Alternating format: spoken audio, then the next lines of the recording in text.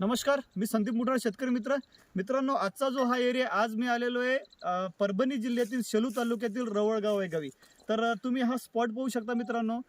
हा एक विहिरीचा स्पॉट होता, विहिरीचा स्पॉट दिलेला आहे.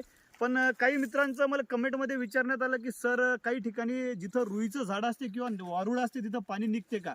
तर मित्रांनो, आज योगायोग जे आमचे शेतकरी मित्र आहेत यांचं काय झालेलं आहे, इथं वारुळ आलेलं आहे. पहा, वारुळाच्या ठिकाणीच म्हणजे बाजूला एक विहिरीचं पॉईंट निघलेलं आहे.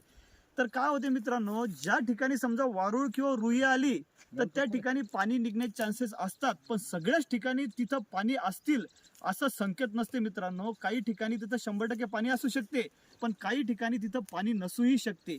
कारण की काय झालेलं असते, कारण की ज्या जुन्या काळात जे लोकांचे जे खुणा होत्या की जिथं रुई येत होती, वारुळ येत होतं, तिथं 100% पाणी लागत होतं. पण आता काय झालेलं आहे, पाण्याचे स्तर कमी झालेले आहेत, भूगर्भातले पाण्याचे साठे कमी झालेले आहेत.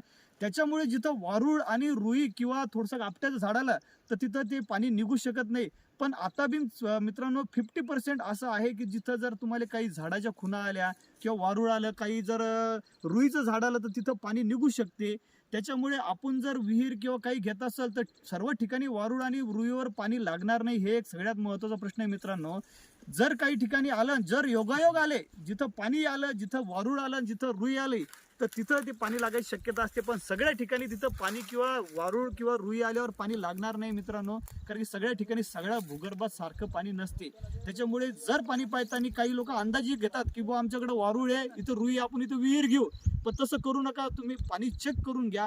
पाणी व्यवस्थित असेल तरच घ्या, कारण की सगळ्या ठिकाणी वारुळ आणि रुईच्या जागेवर पाणी नसते. पण 50% ठिकाणी असू शकते, मी सांगतो 50% असू शकते, 50% नसू शकते मित्रांनो. त्याच्यामुळे विहीर किंवा बोरवेल घेताना त्या खुणा ज्या आहेत आपल्या निसर्गाच्या, तर त्या ठिकाणी तुम्ही घेताना थोडासा विचार करून घ्यावे, हीच माझं तुम्हाला सांगण्याचा एक महत्त्वाचा विषय. धन्यवाद.